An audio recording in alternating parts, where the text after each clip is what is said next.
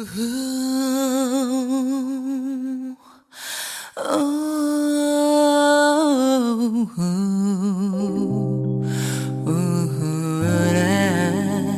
64 அதில் ஆணும் பெண்ணும் அறிந்தது எத்தனை ரகசிய கேள்விகள்.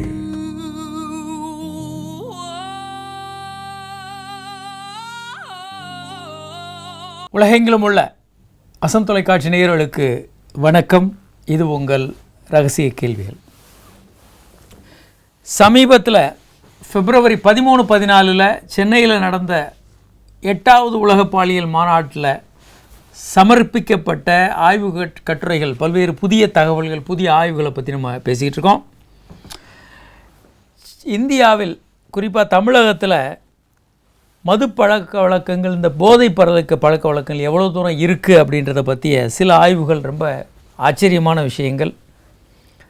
கிட்டத்தட்ட 4 மடங்கு 5 மடங்கு ஆண்கள் தான் அதிகமான முறை ஆல்கஹால் சாப்பிட்றாங்க. கிட்டத்தட்ட 36% ஆண்கள் ஆல்கஹால் பழக்கம், 2% பெண்கள் ஆல்கஹால் பழக்கம் உள்ளவர்களாக இருக்கிறாங்கன்னு கண்டுபிடிச்சிருக்காங்க. அதே போல் 1/3 ஆண்கள் ஏதாவது வாழ்க்கையில் ஒரு முறை இந்த போதை பழக்கத்தில் ஆல்கஹால் போதைக்கு உள்ள ஆட்பட்டிருக்காங்கன்னு ஆய்வுகள் சொல்லுது. ஒரு காலர் இருக்காங்க. ஹலோ. ஹலோ சார், வணக்கம் சார். வணக்கம். யார் எங்கேருந்து பேசுகிறீங்க? கிருஷ்ணகிரி சார். கிருஷ்ணகிரிலேருந்து சுரேஷ் சார். சுரேஷ் சொல்லுங்கள் சார். சீக்கிரமாக வெளியே வருது சார். வெந்து சீக்கிரமாக வந்துடுதுன்னு நினைக்கிறீங்க? கல்யாணம் ஆகி எவ்வளோ நாள் ஆச்சுங்க? கல்யாணம் ஆகி 5 வருஷம் ஆச்சு. சரிங்க. அதாவது உறவு கொள்ளும்போது நீங்கள் என்ன பண்ணலான்னா, ஒன்று எளிமையான ஒரு பயிற்சி என்னென்னா, முதல்ல இன்னைக்கு உங்கள் மனைவியை தூண்டி உச்சகட்டம் அடைய வைப்பது மட்டும்தான் உங்கள் வேலை, செக்ஸ் பண்ணுறது அல்ல. அப்படி வச்சுக்கோங்க. மனைவியினுடைய கிளைட்டோரஸ் என்ற உறுப்பை முதல்ல தூண்டுங்க. நம்ம ABCDEF எல்லாம் அந்த நிகழ்ச்சியில் நிறைய சொல்லியிருக்கோம். அது கூட சிரமம்னா எளிமையான விஷயம். கிளைட்டோரஸ் என்ற உறுப்பு பெண் உறுப்பில் இருக்குது. எங்கே தொட்டால் அவங்களுக்கு ரொம்ப தூண்டுதல் இருக்கோ அந்த இடத்த தூண்டலாம். நீங்கள் அதை தூண்டி அவங்கள உச்சகட்டம் கொண்டு வரலாம். அதற்கப்புறம் நீங்கள் உறவில் ஈடுபடலாம். அல்லது நீங்கள் உறவில் ஈடுபட்டிங்கன்னா நீங்கள் கீழே படுத்துக்கங்க, மனைவியை மேலேருந்து செக்ஸ் பண்ண சொல்லுங்கள். அவங்க உச்சகட்டம் அடைந்த பிறகு நீங்கள் மேலேருந்து செக்ஸ் பண்ணுங்கள். இந்த மாதிரி எளிமையான முறைகள் இருக்குது. இதை தவிர தாம்பத்திய உறவு வச்சுக்கிட்டு இருக்கீங்க, ஆழமாக மூச்சு இழுத்து நீங்கள் 1 2 3 4 அப்படி சொல்லிக்கிட்டே மூச்சு விடலாம். தாம்பத்திய உறவு ஸ்லோ மோஷனில் பண்ணுங்கள். இதெல்லாம் நீண்ட நேரம் உங்களுக்கு கொண்டு போகும். இதை தவிர நல்ல மருந்துகள் இருக்குது. டெபாக்சிட்டின் போன்ற மருந்துகள், புதிய மருந்துகள் இப்போ வந்திருக்கு. பழைய SSRI மருந்துகள் இருக்குது. இந்த மருந்துகள்லாம் மருத்துவரின் பரிந்துரையின் பேரில் நீங்கள் பயன்படுத்தணும். ஒரு 2 மணி நேரம் 3 மணி நேரத்துக்கு முன்னால் மருத்துவரின் பரிந்துரையின் பேரில் இந்த மருந்துகளை பயன்படுத்துனீங்கன்னா கிட்டத்தட்ட அரை மணி நேரம் கூட லேட் ஆகலாம். சில பேருக்கு 10 நிமிஷம் வரைக்கும் லேட் ஆகலாம். சில பேருக்கு 5 நிமிஷம், நீண்ட நேரம் விந்து வெளியாகிறதுக்கு ஆகும். இதை தவிர நிறைய க்ரீம், ஆணுறுப்பில் பயன்படுத்தக்கூடிய க்ரீமெல்லாம் இருக்குது. ஜீக்ரா அப்படின்ற ஒரு க்ரீம் இருக்குது. சில நேரம் ஸ்ப்ரே எல்லாம் யூஸ் பண்ணுறாங்க. நிறைய கருவிகள் இருக்குது. உங்களுக்கு எது சூட்டபுளாக இருக்கோ அந்த மாதிரி நீங்கள் பயன்படுத்தலாம். சரி, இப்போது இந்த ஆல்கஹால் ஒரு விளையாட்டு தானே, இதில் என்ன பெரிய தவறு அப்படின்றது ஒன்றும் உடல்நலம் பிரச்சனை. ஏன்னா கல்லீரல் பாதிக்கப்பட்டு இறந்து போனவர்களுடைய எண்ணிக்கை ஏராளம். ரெகுலராக ஆல்கஹால் சாப்பிட்றவங்க கல்லீரல் பாதிக்கப்பட்டு இறந்து போயிடுவாங்க. அடுத்து ஆல்கஹால் தொடர்ந்து சாப்பிட்றவங்களில் தற்கொலை செய்பவர்கள் ரொம்ப ரொம்ப ரொம்ப அதிகம்னு கண்டுபிடிச்சிருக்காங்க. சாதாரண மனிதன் தற்கொலை பண்ணுறதுக்கும் ஆல்கஹால் மற்றும் போதை வஸ்துக்கள் யூஸ் பண்ணுறவங்க தற்கொலை பண்ணுறவங்களுக்கும் பெரிய அளவுக்கு எண்ணிக்கையில் வித்தியாசம் இருக்குது.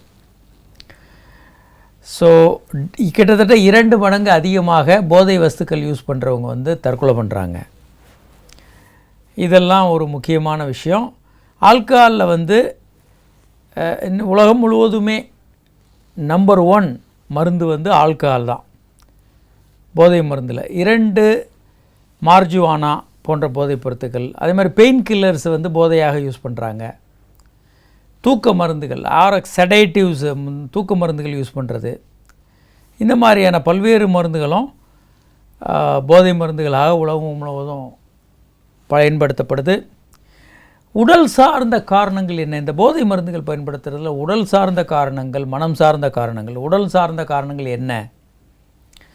Genetic vulnerability. சில பேருக்கு பிறவியிலேயே பழக்கங்கள், ஒரு முறை அவங்க விளையாட்டுக்கு எடுத்தால் கூட சில நேரம் அடிமையாகக்கூடிய ஜெனட்டிக் வல்னரபிலிட்டி இருக்குது, பிறவி காரணங்கள் இருக்குது. அவங்களாம் ஒரு முறை 2 முறை விளையாட்டாக எடுத்தால் கூட அப்புறம் ஆல்கஹால் தொடர்ந்து எடுக்க ஆரம்பிச்சிருவாங்க. சில பேருக்கு பயோகெமிக்கல் ஃபேக்டர், உடம்பில் வந்து சில கெமிக்கல் ஃபேக்டர்ஸ் இருக்குது, அதனால கெமிக்கல் காரணங்கள்னால அவங்க எடுக்க ஆரம்பிச்சிருவாங்க.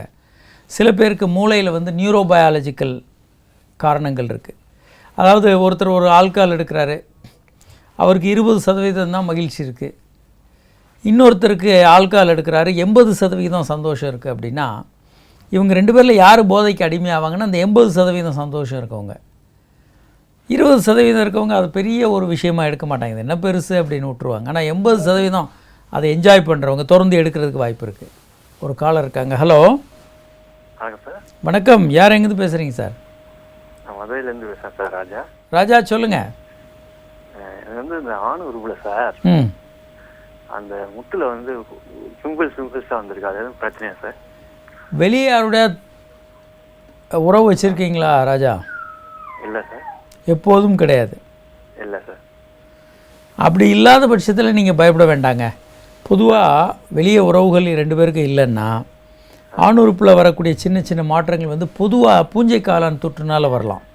உங்கள் மனைவிகிட்டேருந்து உங்களுக்கு பூஞ்சை காளான் தொற்று வரும், அது ஒன்றும் பயப்பட வேண்டாம், அதனால வரும். அப்படி இல்லாத பட்சத்தில் சாதாரணமாக சில நேரங்களில் சின்ன சின்ன தோலில் ஏற்படுற மாதிரி சில மாற்றங்கள் வந்து ஆணுறுப்புலையும் ஏற்படலாம், பயப்பட வேண்டாம். சரி சார். இல்லை வெளியே எதுவும் உறவு வச்சுருந்தா அதனால் எதுவும் பாதிப்பு வரலாம். வெளியே உறவு வச்சா என்ன வேணாலும் வரலாம் உங்களுக்கு. நாங்கள் டெய்லி இந்த மாதிரி பேஷண்ட்ஸை பார்த்துட்ருக்கோம். வெளியே உறவு வச்சுருக்கவங்களுக்கு பால்வினை நோய்கள், ஹெர்பிஸ் போன்ற அக்கி, ஆணுறுப்பில் வரக்கூடிய அக்கி, பேப்பிலோமா என்று சொல்லக்கூடிய வார்ட்டு, நிறைய நோய்கள் வரலாம். சரி சார், அதான் பயமாக இருந்தது, என்னன்னு கேட்டேன். ஓகேங்க.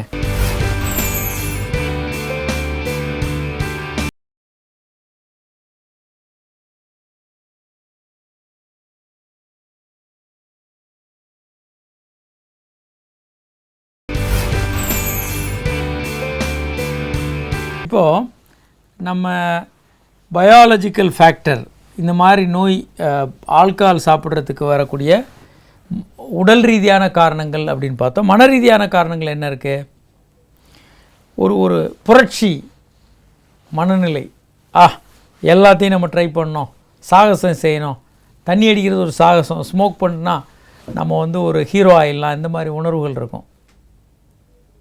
பல நண்பர்கள் வந்து தண்ணி அடித்தா தான் நீ வந்து மெச்சூர்டான ஆள், வயசு வந்தவன் அப்படின்ற உணர்வை கொண்டு வருவாங்க நண்பர்கள்.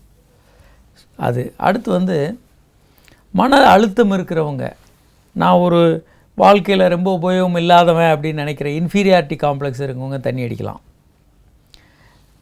சில விஷயங்களை தடுக்க முடியாதவர்கள் தண்ணி அடிக்கலாம். எல்லோரும் தண்ணி அடிச்சிட்டு இருக்காங்க, அதை எதிர்த்து நிற்கக்கூடிய மனோதைரியம் இல்லாதவர்கள் தண்ணி அடிக்கலாம். எல்லோரும் கூப்பிட்ட உடனே போயிடுவாங்க, எல்லாம் கூப்பிட்டாங்க, நான் என்ன பண்ணுறது. மனசில் தன்னம்பிக்கை இல்லாதவர்கள் தண்ணி அடிக்கலாம். அதே மாதிரி மனக்கவலை வந்தால் எப்படி அதை சரி செய்கிறதுன்னு தெரியாதவங்க நிறைய பேர் இருப்பாங்க. புவர் மேனேஜ்மெண்ட், ஸ்ட்ரெஸ், ஒரு மன அழுத்தம் வந்தால் என்ன பண்ணுறதுன்னு தெரியாது, தண்ணி அடித்து பேசாமல் படுத்துக்கிட்டால் பிரச்சனையே இல்லைன்னு நினச்சிக்கிறவங்க நிறைய இருக்காங்க. தனிமையில் இருக்கிற நிறைய பேர் தண்ணி அடிக்கலாம், எப்படி வாழ்கிறதுன்னு தெரியாது. அதே மாதிரி நிறைவு செய்யப்படாத கனவுகள் எக்கச்சக்கமாக வச்சுருப்பாங்க. நான் வந்து பில்கேட் மாதிரி ஆகணும்னு, ஆனால் சாப்பாட்டுக்கே வழி இல்லாமல் இருப்பாங்க. இவங்கெல்லாம் அந்த திரைப்படத்துறையில் இந்த மாதிரி ஆட்கள் நிறைய பார்க்கலாம். சினிமா துறையில் நிறைய கனவு, டைரக்டர் ஆகணும், அதாகணும்னு, சினிமா ஹீரோ ஆகணும்னு. இந்த பக்கம் ஒன்றும் வேலைக்கு ஆகாது. 20 வருஷமாக அசிஸ்டன்ட் டைரக்டர் 5000 ரூபா சம்பளத்தில் வாழ்ந்துட்டு கடைசியில் தண்ணி அடித்து குப்புறப்படுத்துக்குவாங்க. இந்த மாதிரி அன்மெட் நீட்ஸ் இந்த மாதிரி எல்லா துறையிலும் இருக்காங்க நிறைய. அதுவும் கலைத்துறையில் ரொம்ப அதிகம். அவங்களுக்கு சரியான வருமானம் இருக்காது, வேறு வேலைக்கும் போக மாட்டாங்க, என்றைக்காவது ஜெயிச்சிருவோம் அப்படின்னு. இந்த மாதிரி குழப்பங்கள் நிறைய இருக்கலாம். அதே மாதிரி வாழ்க்கையினுடைய யதார்த்தத்திலேருந்து வெளியே வர்றதுக்கு. அதை நம்ம பார்க்குறோம் இல்லையா, தேர்தலில் தோல்வி அடைஞ்சாலும் தண்ணி, ஜெயித்தாலும் தண்ணி, எல்லாம் யதார்த்தம் கவலையாக இருக்குன்னு சொல்லி. அதே மாதிரி சந்தோஷமாக இருக்கணும். நம்ம ஊர் ஆட்கள் வந்து கல்யாணம்னாலும் தண்ணி அடிக்கணும், சாவு வீட்லேயும் தண்ணி அடிக்கணும், துக்கம்னாலும் சந்தோஷத்தினாலையும் தண்ணி அடிக்கிறது. ஒரு புதிய விஷயத்தை, தெரியாத விஷயத்தை முயற்சி பண்ணுறதுன்ற முறையில் தண்ணி அடிக்கிறது. ஆண்கள்னால் தண்ணி அடிக்கணும், அப்படி அதுதான் ஆண்மை. அதாவது சிகரெட்டெல்லாம் தூக்கி போட்டு அடிக்கிறது, அந்த மாதிரி ஆண்கள்னால் சிகரெட்டு பிடிக்கிறது, தண்ணி பிடிக்கிறதெல்லாம் அவனுடைய மெச்சூரிட்டின்னு நினைக்கிறது. இந்த மாதிரி பல காரணங்களால் ஆல்கஹால். சொசைட்டி என்ன மாதிரி இந்த விஷயங்களை கொண்டு வருது அப்படின்னா, சொசைட்டியே தண்ணி அடிக்கிறதுக்கு ஒரு காரணம். இப்போ மது விலக்கு இருக்க ஊர்களில் வந்து தண்ணி அடிக்கிறது குற்றமாக நினைக்கிற ஒரு சொசைட்டியில் வந்து கஷ்டம். ஆனால் சில ஆங்கிலேயர்களில் வந்து அந்த மது அருந்துறதுன்றது அந்த ஒரு வழக்கமாகவும் இருக்கும். ஒயின் கொஞ்சம் கொஞ்சம் சாப்பிட்றது. அதே மாதிரி நண்பர்கள் எல்லாம் ஆல்கஹால் சாப்பிட்றவங்களா இருந்தால் கிட்டத்தட்ட அந்த நம்மளும் அதில் சாப்பிட ஆரம்பிச்சிடுவோம், பழகிடுவோம் அவங்களோட சேர்ந்து. நிறைய சிட்டிக்குள்ளே வரும்போது எல்லாம் ஆல்கஹால் சாப்பிட்றது, பப் கல்ச்சர், இந்த கல்ச்சர்லாம் ஒட்டிக்கும். எல்லா கல்லூரிகள்லேயும் ஆல்கஹால் பார்ட்டி, ஆல்கஹால் ஆட்டம், சினிமா பாட்டை போட்டு குத்தாட்டம் ஆடுறது வந்து அது ஒரு லைஃப் ஸ்டைல்னு மாதிரி கொண்டு வந்துடுறாங்க இப்போது எல்லா கல்லூரிகள், எல்லா இடங்கள்லையுமே.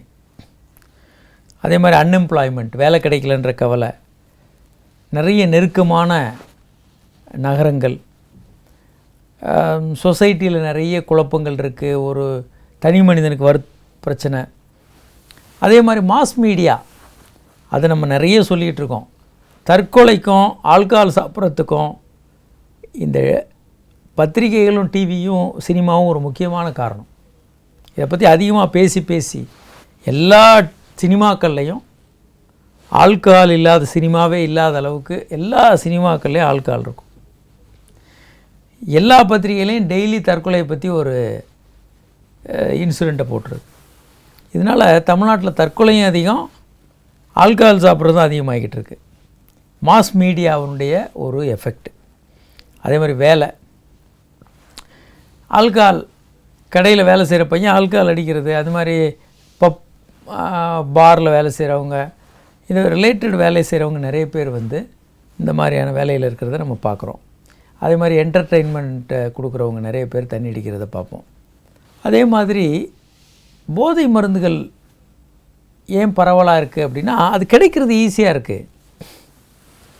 சாலை ஓரங்களில் சாயந்தரம் அது மங்குற நேரத்தில் பார்த்தா அந்த கஞ்சா விற்கிறது, அந்த மாதிரியெல்லாம் பார்க்க முடியும். அதே மாதிரி ஈஸியாக கிடைக்கும். இந்த இந்த போதை பழக்க வழக்கம் இருக்கவங்களுக்கு அந்த போதை மருந்து எங்கே கிடைக்கும், எந்த மூலையில் கிடைக்கும்னு தெரியும். அடுத்து வந்து சில நேரங்களில் பல லீகலாகவே கிடைக்கும். இப்போது சிகரெட்டு, அதே மாதிரி ஆல்கஹால், மதுவெல்லாம் லீகலாகவே கிடைக்கும். போய் இப்போ எதுவும் அதுக்கு தடையில் அரசாங்கமே விற்கிது. சில நேரம் டார்கெட் வச்சு விற்கிது.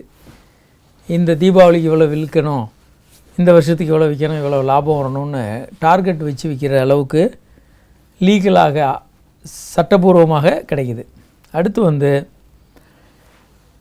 சில நேரங்களில் ஹெராயின், பாங், அந்த மாதிரி பல விஷயங்கள் வந்து அதை வேறு ரூட்டில், தவறான ரூட்லேருந்து வாங்க முடியுது. இதெல்லாம் ஒரு காரணமாக இருக்குது. அதே மாதிரி இந்த பழக்கங்களால் என்ன மனநிலையில் பிரச்சனை வருது, என்ன நோய்கள் வருதுன்னா, மன அழுத்தம் வரும். தண்ணி போடுறப்போ நல்லாயிருக்கும், ஆல்கஹால் முடிச்சிட்டு மன அழுத்தம் வந்துடும், மன பதட்டம் வந்துடும். அவங்க வீட்டுக்குள்ளேயே கிடப்பாங்க, வெளியே போய் மக்களோட பழகிறதுக்கு பதட்டம் இருக்கும். தண்ணி அடிக்காமல் அவன் கார் ஓட்ட கூட சில பேர் கஷ்டம். லாரி டிரைவர் தண்ணி அடிச்சு தான் லாரியே எடுப்பாங்க. அப்போ தான் அந்த கை நடுக்கெல்லாம் இருக்காது, கான்ஃபிடெண்ட்டாக ஓட்ட முடியும் வண்டியை. அதே மாதிரி இவங்களில் பல பேர் ஆன்டி சோஷியலாக மாறலாம், ஆன்டி சோஷியல் பர்சனாலிட்டியாக மாற முடியும். மூளையில் வந்து பிரெயினில் பிரச்சனை வரலாம். அதே மாதிரி மன நோய் வரலாம். ஒரு காலர் இருக்காங்க. ஹலோ. ஹலோ, வணக்கம் டாக்டர். வணக்கம், சொல்லுங்கள் மேடம். நான் கவிதா கதைக்கிறேன் டாக்டர். கவிதா சொல்லுங்கள் மேடம், எங்கேருந்து பேசுகிறீங்க? சென்னையில இருந்து. சொல்லுங்கள். நான் வந்து ஐவிஎஃப் ட்ரீட்மெண்ட்டுக்காக ஸ்ரீலங்காவிலேருந்து வந்துக்கிறேன். ஓகேங்க. எனக்கு வந்து 2 times வந்து ஐவிஎஃப் பண்ணினாங்க, ஃபெயிலியர். ஓகே. இப்போ வந்து யூட்ரஸ்ல 1.9 சென்டிமீட்டர்ல 1.9 சென்டிமீட்டர்ல ஒரு ஃபைப்ராய்ட் இருக்குன்னு சொல்லி சொல்றாங்க. சரிங்க. அது வந்து சர்ஜரி மூலம் எடுக்கலாமா இல்லது எனக்கு தெரியல. அதாவதுங்க லேப்ரோஸ்கோப்பில எடுக்க முடியாது, அந்த மாதிரி ஓபன் பண்ணணும்னு சொல்லி சொன்னாங்க. அதாவதுங்க எந்த இடத்துல இருக்குது அப்படின்னு பார்க்கணுங்க. யூட்ரஸுக்குள்ள வந்து அந்த லைனிங் எண்டோமெட்ரியத்தோட பாடியாக டச் பண்ணிட்டு இருக்குன்னு சொல்லி சொன்னாங்க. எண்டோமெட்ரியம் சைடில் உள்பக்கமாக இருந்தால் எடுக்கிறது நல்லது. வெளிப்பக்கமாக இருக்குது, அது யூட்ரஸினுடைய வெளிப்புறமாக இருந்தால் அதை நம்ம டச் பண்ண வேண்டியதில்லை. உட்புறமாக இருந்தால் எடுக்கிறது நல்லது. லேப்ரோஸ்கோப்பில் இப்போ எடுக்க முடியுங்க. இருந்தாலும் உங்கள் மருத்துவரை பாருங்கள், ஏன்னா உங்களை நேரடியாக அவங்க தான் பார்க்குறாங்க. நல்ல பெரிய சென்டர்ஸில் அது லேப்ரோஸ்கோப்பில் ஈஸியாக எடுத்துருவாங்க. எடுக்கலாமா? என்ன சைஸ் இருந்தாலும் எடுக்கலாங்க, சைஸ் முக்கியம் இல்லை. ஏன்னா லேப்ரோஸ்கோப்பில் அதை எடுத்துகிட்டு பெரிய சைஸாக இருந்ததுன்னா, நீங்கள் பெருசாக இருந்தால் கூட அதை ஸ்லைஸ் பண்ணி சின்னதாக்கி ஒரு பேக்கெட்டில் போட்டு வெளியே எடுத்துருவாங்க.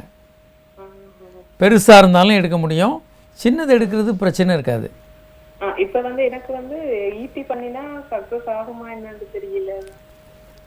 அது உங்கள் டாக்டர் தாங்க முடிவு பண்ணணும். என்னென்னா உங்கள் சிச்சுவேஷனை வச்சு, அது உள்பக்கம் ரொம்ப டிஸ்டர்பாக இருந்ததுன்னா சில நேரங்களில் எம்ப்ரியோ ட்ரான்ஸ்ஃபர், எம்ப்ரியோ அதில் வச்சா வளராமல் போயிடலாம். இல்லை டிஸ்டர்பன்ஸ் ரொம்ப இருக்காதுன்னு உங்கள் டாக்டர்கள் ஃபீல் பண்ணாங்கன்னா எம்ப்ரியோ ட்ரான்ஸ்ஃபர் பண்ணலாம். அது டாக்டர்கள் தான், உங்களை ட்ரீட் பண்ணுற டாக்டர்கள் தான் முடிவு பண்ணணும். ஓகே டாக்டர், அதுதான். நன்றிங்க, நன்றி. பாப்போம்.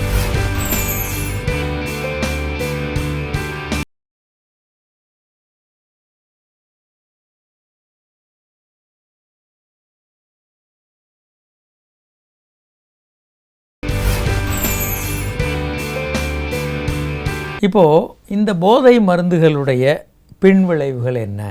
ஒன்று வந்து பல்வேறு பிரச்சனைகளை இது கொண்டு வரும். இந்த போதை மருந்துகள் ஒன்று வந்து மன ரீதியான பயத்தையும் பதட்டத்தையும் கொண்டு வரும். சொசைட்டியில் வந்து இவங்களுக்கு ஒரு கெட்ட பேர், நம்பிக்கை இல்லை, சொசைட்டியே இவங்களை வெறுக்கிற ஒரு சூழ்நிலை. தண்ணி அடித்து ரோட்டில் கிடக்கிறவங்க, பல படங்கள் திரைப்படங்களும் வந்திருக்கு. தண்ணி அடித்து என்ன பிரச்சனைகள் வரும், போதை மருந்து யூஸ் பண்ணுறவங்களுக்கு என்ன நிலைமை வரும். அடுத்து வந்து எக்கானாமிக்கல் ப்ராப்ளம், பொருளாதார ரீதியாக இவங்க நிறைய பெரிய அமௌண்ட்டை வந்து டெய்லி போதை பழக்கத்துக்கு செலவு பண்ணிகிட்ருப்பாங்க. அதனால் பெரிய அளவுக்கு இவங்களுக்கு வாழ்க்கையில் ஒரு பெரிய பிரச்சனைகள் வர வாய்ப்பு இருக்குது. அதே மாதிரி வேலை போயிடலாம், இவங்க நேரத்துக்கு வேலைக்கு போக மாட்டாங்க, தண்ணி அடிச்சு வீட்டில் படுத்துருக்கிறது, சாக்கு போக்கு சொல்கிறது, தொடர்ந்து பண்ணும்போது வேலை போய் இழப்பு வரலாம். இல்லை இவங்களுடைய தவறான நடத்தை வெளியே வரும்போது, இல்லை இவங்களை ஜெயிலில் போடும்போது ஆட்டோமேட்டிக்காக வேலையிலேருந்து எடுத்துடலாம். அதே மாதிரி உடல் ரீதியான மிகப்பெரிய நல்ல நண்பர்கள், நல்ல வயது, இந்த ஒரு 40-50 வயது இருக்கவங்க ஒரு 10 வருடம் ஆல்கஹால் தொடர்ந்து சாப்பிட்டு கல்லீரல் போய் இறந்து போனவங்க நிறைய இருக்காங்க. நமக்கு ரொம்ப தெரிஞ்சிருக்கும், பத்திரிக்கை நண்பர்கள் அந்த துறை இந்த துறைன்னு ஒரு தொடர்ந்து ஆல்கஹால் சாப்பிடுவாங்க, அப்புறம் கல்லீரல் கெட்டு போய் இறந்து போகிறவங்க நிறைய இருக்காங்க. அது மாதிரி லீகல் ப்ராப்ளம்ஸ், இவங்க வந்து ஆல்கஹால் போட்டு சண்டை போடுறது. போதை மருந்துன்னா ரொம்ப ஆபத்து.